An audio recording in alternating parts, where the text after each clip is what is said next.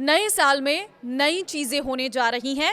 नए साल में सेंट्रल गवर्नमेंट के कर्मचारियों की सैलरी और रिटायर्ड लोगों की पेंशन बढ़ सकती है। 1 जनवरी से सीएनजी और घरेलू पीएनजी के दाम में 2 से 3 रुपये तक कमी आएगी और कई बचत योजनाओं पर ब्याज भी घट सकता है। इसके अलावा 12 लाख की कमाई टैक्स फ्री हो जाएगी। 2026 में होने वाले 7 बड़े बदलाव आज मैं आपको इस वीडियो में बताऊंगी। नमस्कार, मैं हूं आपके साथ ममता तिवारी। आप देख रहे हैं न्यूज़ 18 का डिजिटल प्लेटफॉर्म। सबसे पहले सबसे बड़ा बदलाव जिसका इंतजार सभी कर्मचारियों को है वो है 8वें वेतन आयोग से बढ़ सकती है सैलरी। केंद्र सरकार ने 8वां वेतन आयोग लागू करने का ऐलान किया है। अभी टाइमलाइन नहीं बताई गई है, लेकिन ऐसा माना जा रहा है ये जनवरी 2026 से लागू हो सकता है। सरकार का कहना है कि इसका मकसद केंद्रीय कर्मचारियों की सैलरी, पेंशन, अलाउंस को रिवाइज करना है। इससे कर्मचारियों को मिलने वाली रकम बढ़ेगी। मान लीजिए 7वें वेतन आयोग के हिसाब से अभी आपकी बेसिक सैलरी 35,400 रुपये है, तो इसमें डीए और एचआरए के बाद ये करीब 65,500 रुपये हो जाती है। वहीं 8वें वेतन आयोग के बाद ये 1,10,000 के पार हो सकती है। दूसरा बदलाव, सीएनजी और घरेलू पीएनजी सस्ती होगी। Petroleum and natural gas regulatory board ने 1 जनवरी 2026 से गैस ट्रांसपोर्टेशन चार्ज को कम किया है। इसके अलावा देश के अलग अलग राज्यों में सीएनजी और घरेलू पाइप्ड नेचुरल गैस यानी पीएनजी की कीमतें 2 से 3 प्रति यूनिट तक घट जाएंगी। तीसरा बड़ा बदलाव, आईटीआर के नए स्लैब से पैसा बचेगा। साल 2025-26 के लिए न्यू टैक्स रिजीम के तहत आईटीआर फाइल करने पर अब 12 लाख रुपए तक की कमाई पर कोई टैक्स नहीं देना होगा। नौकरी पेशा लोगों के लिए 75,000 के स्टैंडर्ड डिडक्शन के साथ छूट 12.75 लाख हो जाएगी।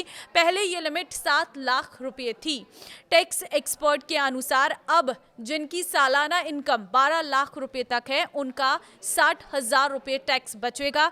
वहीं 10 लाख रुपए की इनकम वालों के 40,000 रुपए बच जाएंगे। और इसके अलावा जिनकी सालाना इनकम 20 से 24 लाख तक है, न्यू रिजीम में उनके लिए 25% टैक्स स्लैब का शामिल किया गया है। इससे पहले 15 लाख से ऊपर की आय पर 30% टैक्स देना होता था। इससे मध्यम और उच्च मध्यम वर्ग को टैक्स में बचत होगी। चौथा बदलाव है स्मॉल सेविंग स्कीम के ब्याज में कटौती। 31 दिसंबर तक स्मॉल सेविंग स्कीम की ब्याज दरों में कटौती का ऐलान हो सकता है। Reserve bank of India RBI ने रेपो रेट 25 बेसिस पॉइंट घटाकर 5.25% कर दिया। ऐसे में सरकारी बचत योजनाओं की दरें भी कम होने का अनुमान लगाया जा रहा है। वहीं पांचवा जो बदलाव 2026 में होगा, कारें 2 से 3% तक महंगी हो सकती हैं। मारुति, टाटा, एमजी और हुंडई जैसी कंपनियों की गाड़ियां 1 जनवरी से महंगी हो सकती हैं। एमजी के दाम बढ़ाने की घोषणा भी कर दी गई है। वहीं बाकी कंपनियां भी जल्द ही इसकी घोषणा कर सकती है। इनपुट कास्ट बढ़ने से एमजी मोटर ने कारों की कीमत 2% तक बढ़ाई है। इससे एमजी हेक्टेयर 38,000 रुपए महंगी मिलेगी। और एमजी के अलावा लग्जरी सेगमेंट में मर्सिडीज और बीएमडब्ल्यू ने 2-3% तक कीमत बढ़ाने का ऐलान किया है। छठा बदलाव, 12 जनवरी से दिन में रेलवे रिजर्वेशन के लिए आधार जरूरी। 12 जनवरी से ऐसे यूजर्स जिनका अपना आईआरसीटीसी अकाउंट आधार से लिंक नहीं है वो सुबह 8 से रात 12 बजे तक टिकट बुक नहीं कर सकेंगे। ये नियम केवल रिजर्व टिकट बुकिंग खुलने के पहले दिन के लिए है। रिजर्वेशन के लिए ट्रेन डिपार्चर की तारीख से 60 दिन पहले खुलती है। जिस दिन ये बुकिंग खुलती है इसे ही पहला दिन माना जाता है। इसका मकसद ओपनिंग डे पर अधिक से अधिक पैसेंजर्स को ऑनलाइन टिकट बुक करने का मौका देना है और फर्जी अकाउंट्स के जरिए होने वाली बुकिंग को रोकना है। सातवां और एक और बड़ा बदलाव, नया इनकम टैक्स एक्ट लागू होगा। 1 अप्रैल 2026 से नया इनकम टैक्स एक्ट 2025 लागू होगा और ये 1961 के पुराने कानून की जगह लेगा। सरकार का कहना है कि नया बिल टैक्स कानूनों को आसान बनाएगा। इससे टैक्स रेट में कोई बदलाव नहीं होगा।